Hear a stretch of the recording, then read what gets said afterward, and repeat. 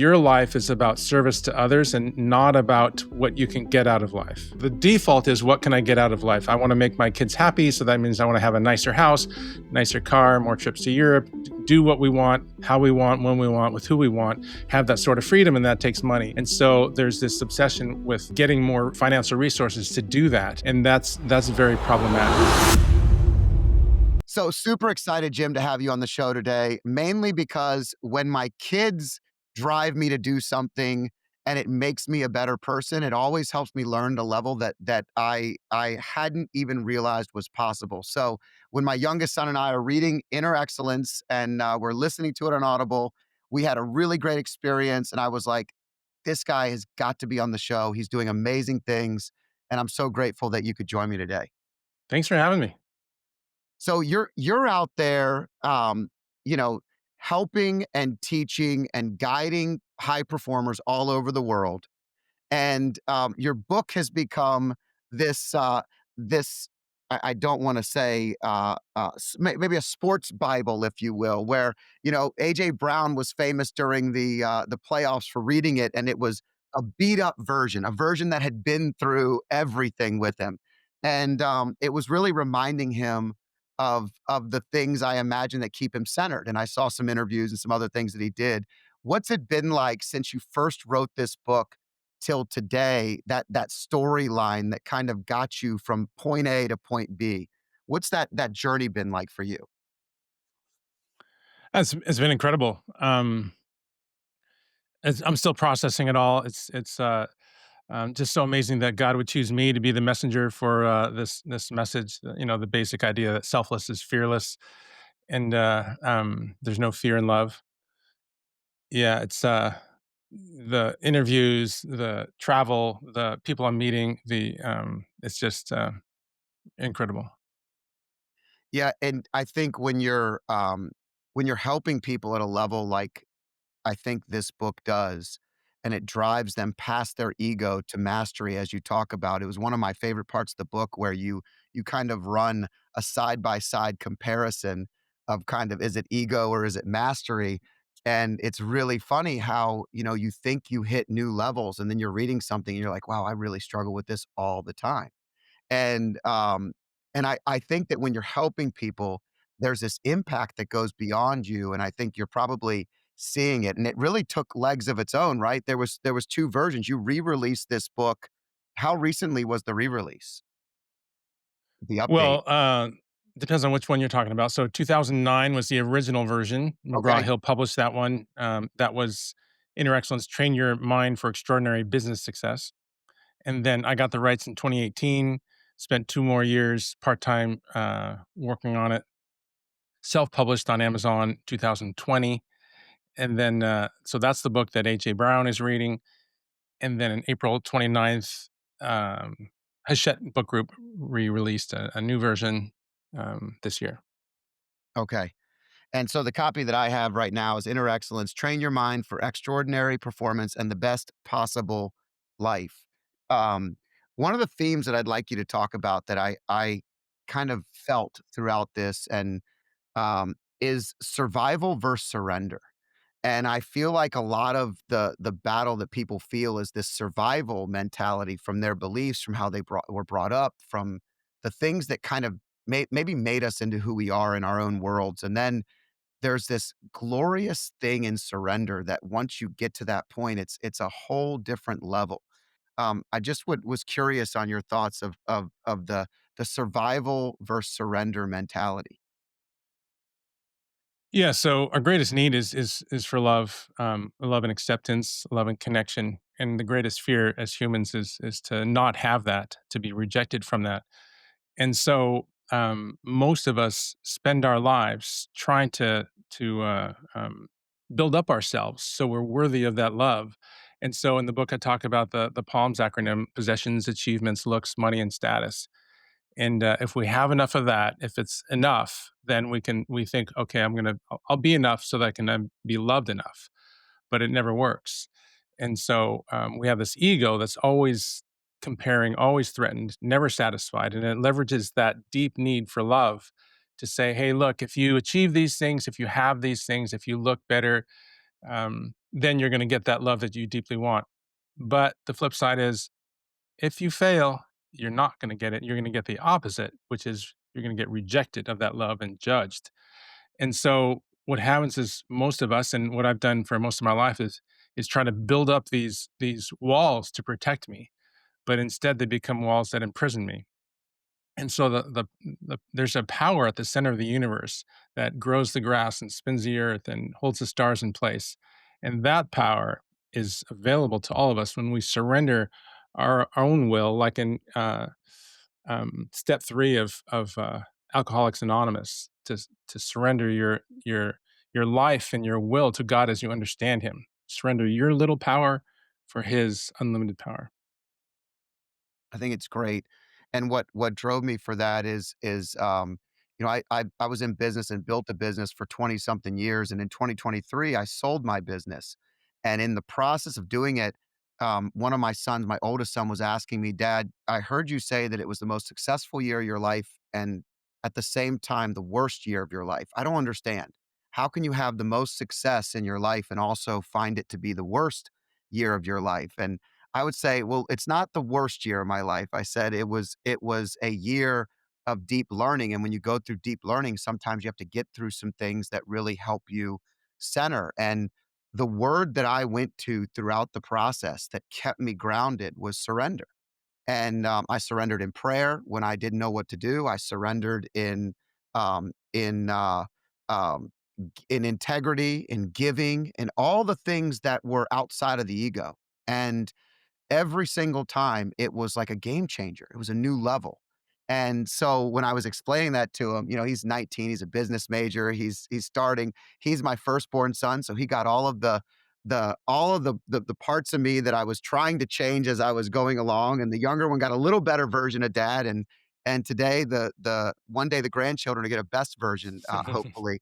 But the reality was that surrender was so powerful. I remember going out to Phoenix, and I did not do a desert trip like you did, where you spent extended periods of time. But I went out to watch my son play maybe 3 weeks before we closed, and and he had like one game a day, and I spent all day working, doing Zooms, trying to get this thing to close. And then every break I had, I just went into prayer. I ordered in, I didn't leave. Like, I was just in this deep inner state of prayer and thought because everything was out of my control. And it was the most freedom I think I've ever felt in a very challenging timeline. And there were lots of challenges, lots of humans you're working with, lots of things. And it's a multi-level business, and it was big enough that I'd never done a deal of that size or anything like that. So um, surrender was so powerful, and I was really shifting from survival to surrender. That's Mm, what kinda drove me to ask that. that's Um, powerful. well, I think, you talk about belief, focus, and freedom. I'd love for you to kind of frame that to our audience, because what I'm hoping people do is I'm hoping they listen to this short interview today and this conversation, and it makes them pick up the book, because I believe that if you study this book and you read it, you're going to be a better version of yourself at the end. Now, what you choose to use it for and how you choose to use it is something that I think, is up to each of us individually. But I'm hoping that the framework of maybe belief, focus, and freedom could be a starting point. Yeah, yeah, for sure. Thank you. So, yeah, those are the three pillars of inner excellence. Everything that I do with professional athletes, executives, anybody is really around those three areas. To expand what you believe is possible, to be fully present in the moment, and to have the freedom to play like a kid. It doesn't matter what you're doing. Stay at home dad or executive or professional or Olympic athlete. These are the three pillars in my mind that are crucial.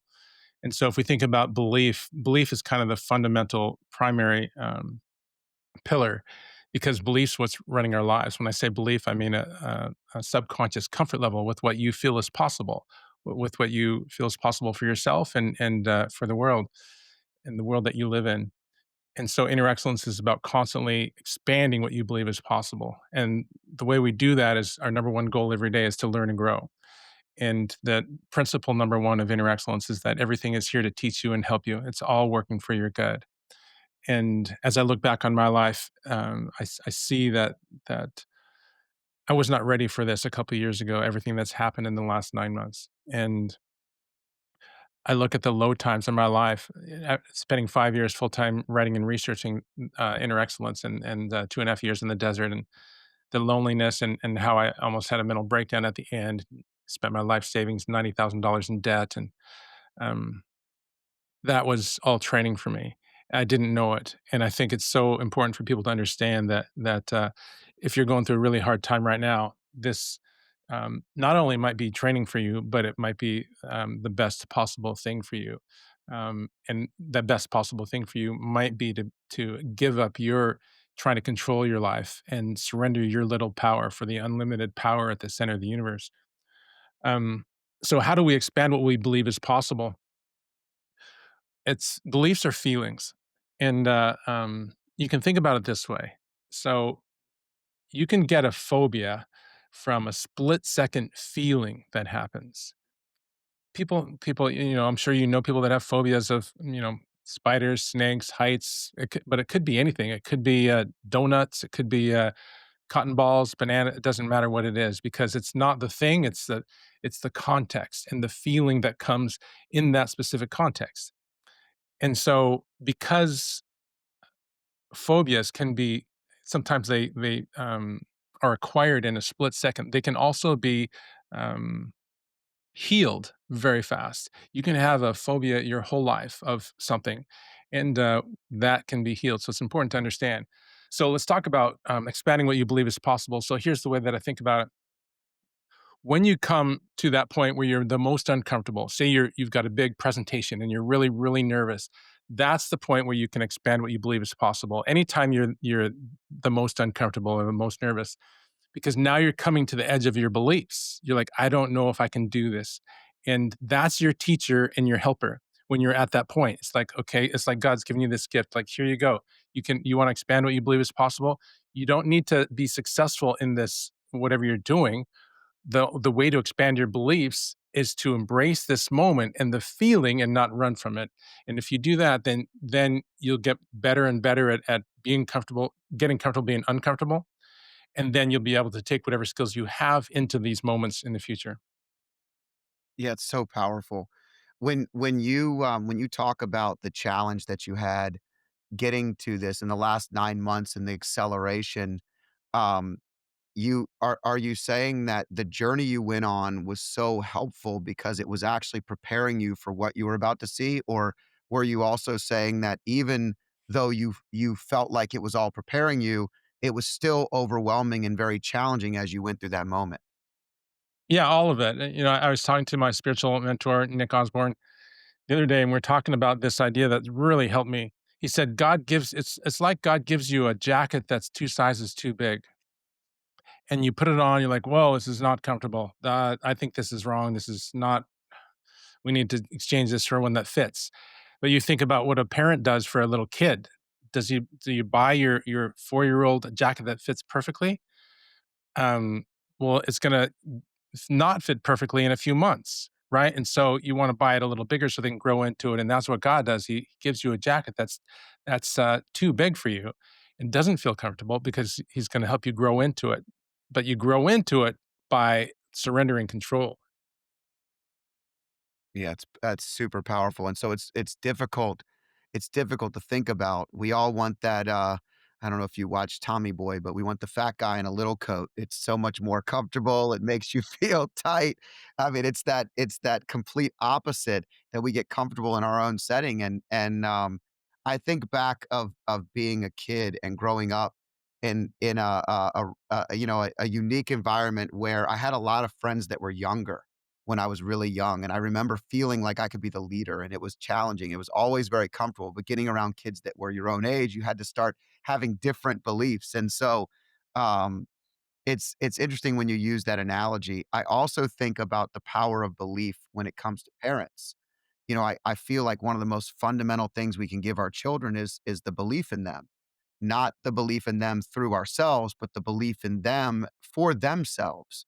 And really shining God's light and God's message on that takes me, the ego, them, their ego out. And it's such a powerful message. And so Um, when our son moved away at 14, I looked at my wife and I said, if we're not there to raise him, we've got to heavily help him lean on God, the message, the Bible, everything. And it's so funny. Today he does these TikToks, and he's basically doing a TikTok on Bible study, and he comes on and he talks about his faith and he gives a message, and I think about the freedom and confidence it takes to talk about that in public, especially today. It's not like Mm. in some ways it becomes less and less popular. In other ways, it's another movement again. And so, all of those things being that belief from the parent's perspective and helping guide them. Do you have guidance or advice for parents as they listen to this? Because I know we have a lot of moms and dads listening to this that are high performers, that are doing their best. But when it comes to kind of helping them frame beliefs, any concepts or thought process around that? Yeah, for sure. So what happens to most parents in Western culture is they want their kids to be successful and happy and learn and grow. The challenge is that kids are happy when they succeed in what they're trying to do. And succeeding in what they're trying to do is not always the best thing. Um, the best thing is that they learn and grow in discipline, in love, in courage, in wisdom.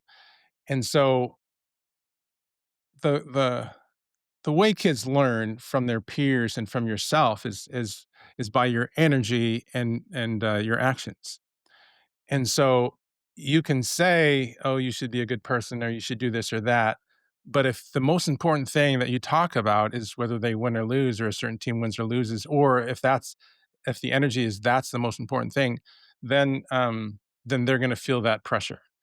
And so, if you want your kids to develop character and have inner peace, then sacrificial love is going to have to be the thing that you are most concerned about. And the easy way to do that is to adopt a kid for $35 a month in Africa or Mexico.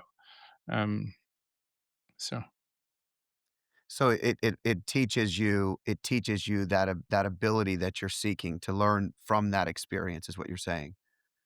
With if you're adopting a kid in a different place. yeah, you have to make it so that your kid sees that your life is about service to others and not about what you can get out of life. Yeah. And because of the default is what can I get out of life? I want to make my kids happy. So that means I want to have a nicer house, nicer car, more trips to Europe, do what we want, how we want, when we want, with who we want, have that sort of freedom. And that takes money. And so there's this obsession with getting more financial resources to do that. And that's very problematic.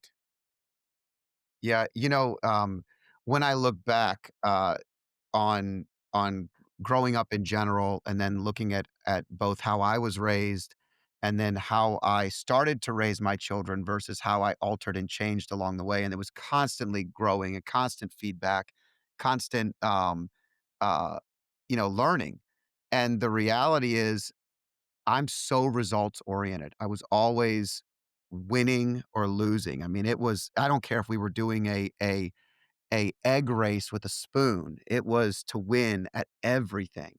And so much of that came from my dad, who grew up without anybody caring about him being an athlete. And then him defining himself through his own confidence of winning gave him that affirmation. I admire him. I appreciate it. I'm grateful for that upbringing. But I really had to break myself from that results oriented mentality. I still have to work on it all the time. And I look at my 2 boys, and my oldest son is a lot of the things that I was, and he's way further along. My youngest son is one where, if he's not starting, so I mentioned beginning, he plays at Audi Field with pros, and then the very next regular season game, he's on the bench to start the game. He's never been on the bench. He's literally he's reading your book. He's never been on the bench, but Is he he's reading six. it during the game or? He's not reading it during the game. No, he's not doing that. But he did bring it in his bag, and it got soaking wet from all of his stuff, and so I had to send him a new version. So I've bought many versions of this book, but he kept the beat up one now in his bag. But he's reading the book. We're having a conversation. How I responded to him was such a different response even just from the conversations. I was like, Bray, um, you're 16 playing on a U18, 19 team. It doesn't matter that maybe you're as good as other players right now, but if you're not better or they're bigger and stronger or there's something else, you don't know what that is right now. So the key is just to control what you're able to control. And I went in and I was like, why don't you just write down, go through some of the exercises I am and identify the things that you are and what you can control. And he would be like, Dad, it's really not that big of a deal. I'm going to do my best every game. And his responses are the version of me that I have to still work on all the time. And now, granted, he'll go through his own challenges. And my oldest son constantly reminds me of things that make me reassess or readdress how I'm reacting. But that results oriented mentality is a very hard one to break with winning. And you reference money, and that's also something when you don't grow up with a lot, that's something that you're chasing a lot, but chasing it doesn't give you any benefit. Yeah, let's So talk about the results for a second. So, I'm a yeah, performance coach. I've been doing this for 15, 20 years. I get paid not to make people feel better, to have more love or peace in their life. I get paid to help them perform better. And so, whether you look at James Clear's great book, Atomic Habits, or Inner Excellence, it's basically the same idea. If you want to be the best you can be at anything, we need to have a clear process to do that. And the best process is is to be fully engaged in the moment, heart, mind, and body, unattached to the results of what you're trying to do. Because if you're attached to it, by definition, you lack freedom. And if you want to be your best, you need freedom, freedom to fail. And so, I'll give you an example of competing. So in Western culture, people often say, "Well, that person's a great competitor," when they get mad when they lose. He's just a real competitor, and I don't think that's accurate because I think in general the word compete comes from a Latin word which means to seek together. And so if you're competing against someone, you both love the same sport or the same thing and you're doing it together, trying to make each other better and have fun while you're doing it. And so if that's your mindset, then it's really powerful. So that the inner excellence mindset is I compete to raise the level of excellence in my life, to learn and grow in order to raise it in others. So if let's look at say ping pong or board games or shooting playing basketball, shooting hoops. So you're playing this game, which I love to do all these things, and I think of myself as someone who loves to compete. But what I've thought and learned over the years is what do I love the most? Because I've been caught up in this obsession with results. I mean, as much as anyone, obsessed about it. And what I've realized is that okay, so what is it that I get out of winning a board game or ping pong or whatever? What do I want the most? So say I win, last second victory, overtime, and I win and I beat my buddy. What am I gonna do with that? Am I gonna put it out on Instagram and get 1,000 more followers, or am I gonna get a discount at the grocery store? What is it that I'm gonna get from that thing, from that W? I realized what I really want is to have an extraordinary life with amazing experiences. And so the experience is what matters, not when it's finished. And so if you understand that, then you say, how can we make this experience as good as it can be?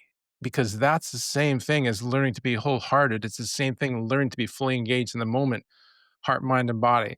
And on top of that, you don't even know if winning is the best thing for you. You know what you want. I want to have what I want. We all want what we want, but is it good for you at all? Might be the worst thing for you. So that's why the far more important than the end result is developing yourself to be fully engaged and learn and grow every day. Yeah, 2 things come to mind with that, and that's a great, definition of competitor and thinking differently. Number 1 is in the book, you talk about this, how people can actually be happy and excited that maybe they lost in the game, but it was such a great match that they enjoyed the experience so much that it was worth everything they put into it. I also feel like the word that comes to mind is relationship over transaction. In business, I find that business is so empty so often because everything's focused on transactions. And everything that we try to do into the next chapter of my life is relationship focused. I don't do a single Zoom where I'm not asking about someone's personal life or trying to connect with them on a level that helps me understand who the human is, not just how they want to accomplish the deal that we're trying to attain. And when I release that, and I'm not so focused on closing or winning, or there's this freedom that is unmatchable. I mean, it's genuinely it's an aura. And when you go into a room and you share these things, there's half the room, 25% of them shut down. They're like, this woo woo stuff. What are these guys talking about?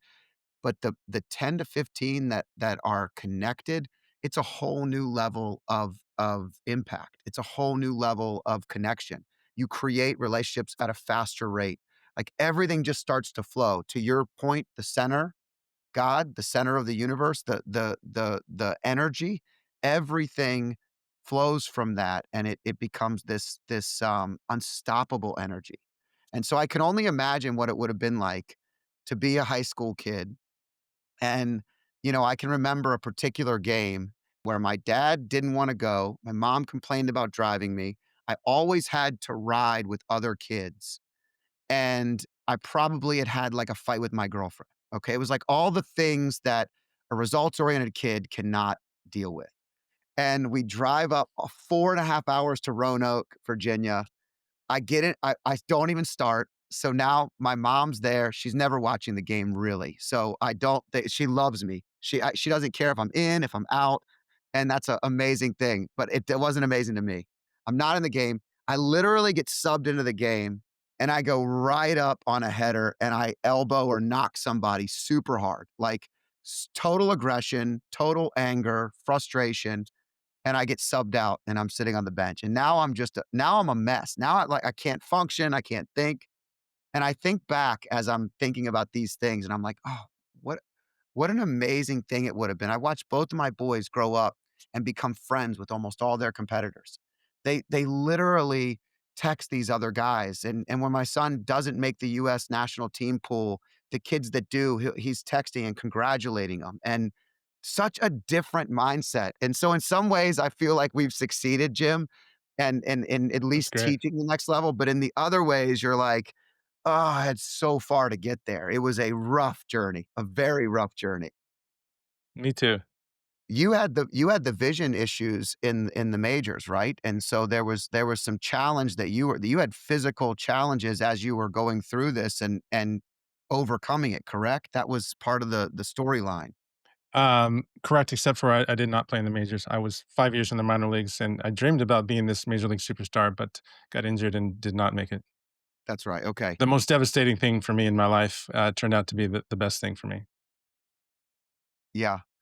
Well, those are usually the things, and I think that's what you talk about. I had a opportunity, where I was up for a large promotion in a leadership role, and, I thought it was a no-brainer. It doesn't happen. I come home, and I talk about it in my book. I come home and my I put the kids to bed, normal night. I'm devastated. I'm genuinely disappointed. Like, I don't even know what I'm gonna do now because now I thought this was my path. It's not my path. My wife is downstairs in a robe with 2 glasses of champagne, and I've probably asked for, like, a decade. I'm like, "Let's go night swimming." We never go night swimming. We have this great pool in this house, and she's like, "Do you wanna go swimming?" And we get in the pool, and she toasts me, and she goes, "I wanna celebrate." And I said, "What are we celebrating?" She goes, "This wasn't a fit for you. It wasn't the right fit. I know it, you probably know it, you're just not willing to admit it right now, so I'm celebrating because at least for another year, you're home more, you're gonna be a bigger part of our family." Like, it was the complete reframing that I needed, and I'll never forget it. I had fallen asleep on the bed with my oldest son, and she was like, "Come on downstairs," and I came down and I was like, "Okay, this is a much better scenario than I had anticipated." So, thank God she helped me see some of these things a little faster, That's amazing. um, but I definitely have felt what you were talking about. W when, when you think about the next chapter, Jim, you've had this amazing trajectory. I mean, having an NFL player read the book on the sideline during a game, um, And I'd like to add, I've said it multiple times, I understand why. I understand the reframing. I understand the challenge that we have in going back and forth between the old version of ourselves and the version that we're working towards to fill the jacket, as you say, the that Nick Osborne taught you. And I could see that. What's next for you? What are you is it more of just taking each day one day at a time and living in this present state and focusing heavily there? Or are there still really goals and objectives that you wanna attain in this journey? Oh, for sure. Yeah. Well, there's one thing stands out head and shoulders above everything else is that there's so much fear, anxiety, and violence in the world, and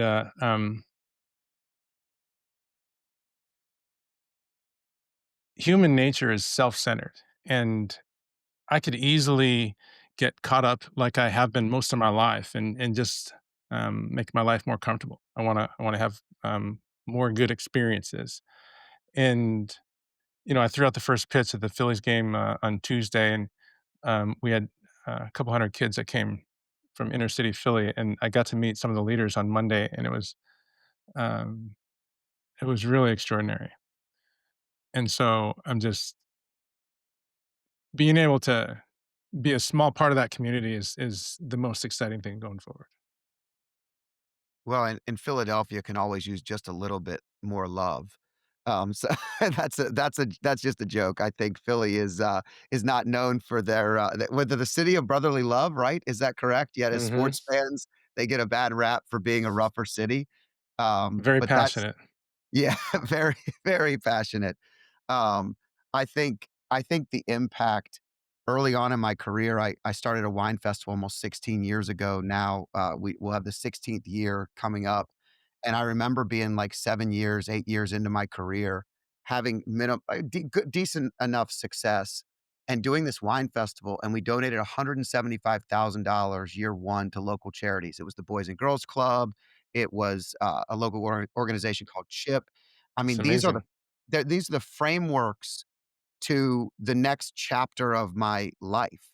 And I remember feeling like I could quit everything I was doing if I just focused on that stuff because the feeling I got from impacting those kids or teaching or being able to donate money and using our time and energy to create something that was so much more valuable, the experiences, all the kids that could actually gain from your messaging at an earlier age instead of having to live the challenges that we just spoke about.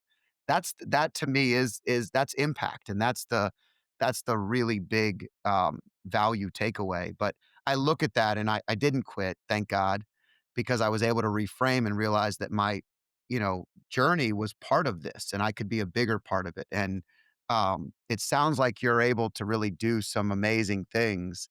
Are there organizations that you're really putting time and energy into today? Are there things that you put a little bit more effort into, or charities or things that are really near and dear to your heart? Oh yeah, for sure. We got the Inner Excellence Freedom Project. We've got a sold out retreat in November coming up in Ensenada, Mexico, where we build a house for a family in 2 days and also do a full Inner Excellence retreat. It's the only time the general public can attend an Inner Excellence retreat, and you can do it for a fraction of the cost.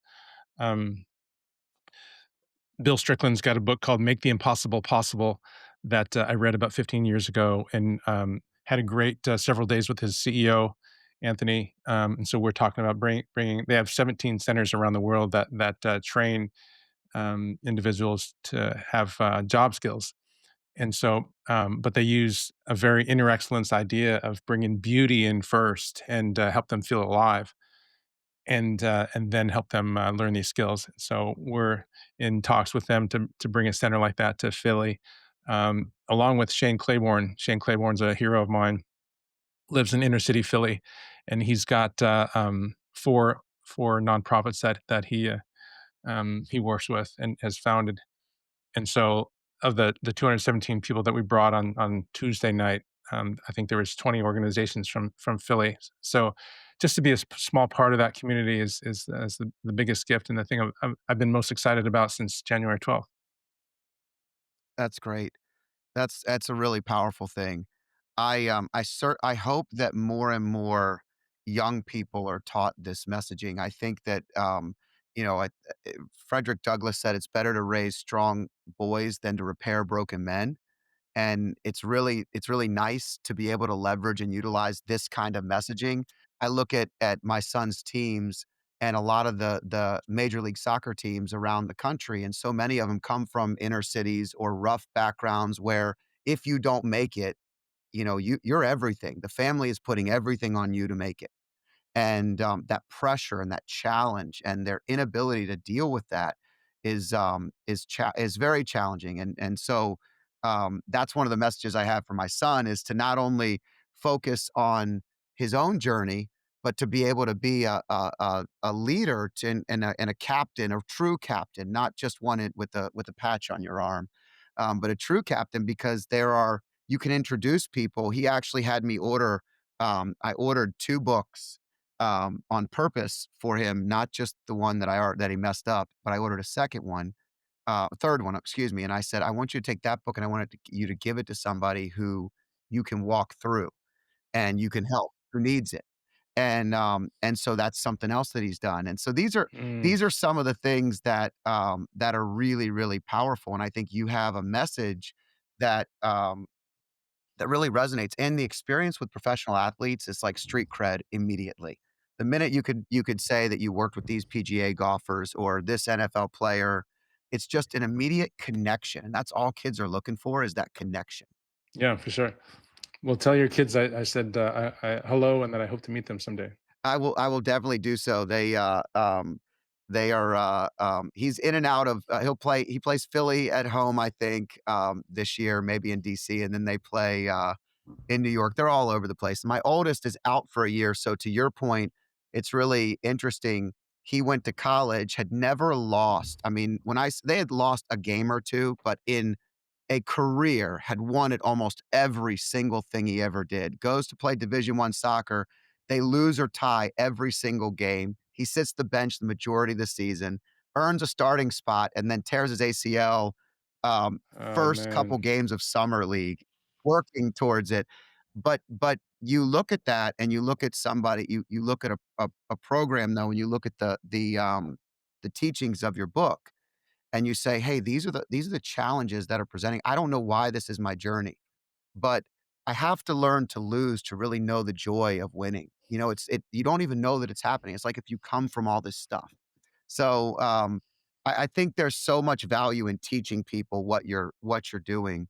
Um, so your event is in Mexico. That's a chance. That one's sold out. Do you have another one planned for the future already, or But typically, we do them twice a year. This year, in 2026, we're only able to do one of um, November again of 2026, and so but you can get on the waiting list. We take 20 people, so it sells out pretty quick. yeah, it's a smaller group because you want impact and you can't do that with more than 20 people. Mhm. More difficult.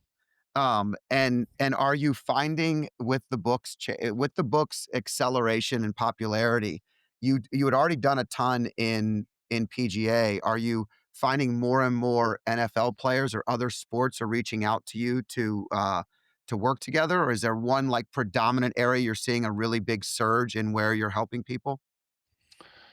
Yeah, in all different areas. So that's been really neat. Just from all walks of life, getting emails every day from all over. That's such an incredible gift.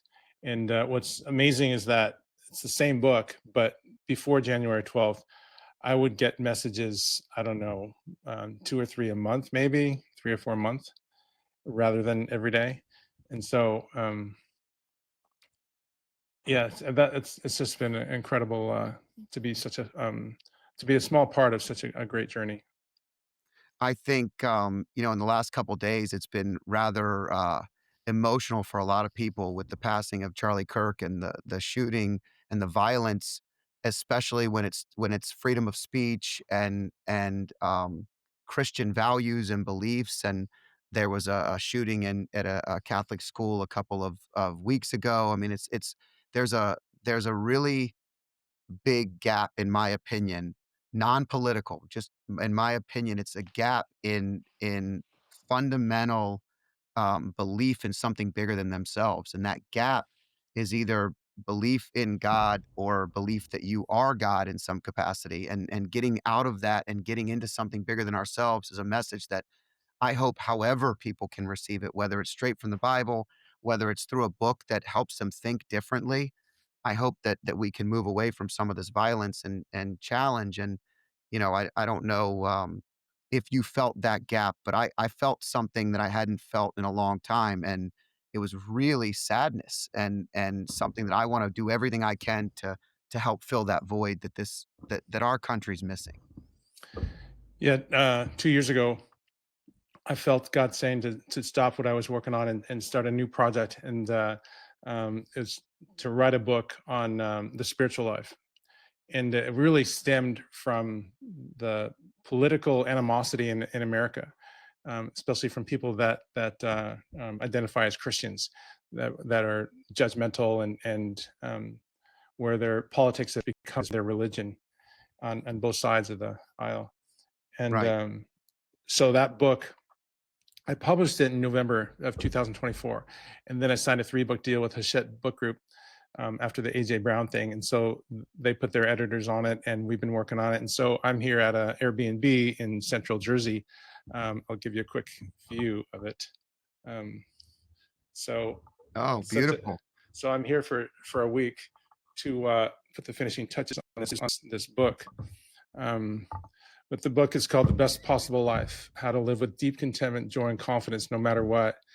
And I feel like the book Inner Excellence has was popularized by God in order to set the platform for this book. It's a book on what is the best possible life and how can you live it.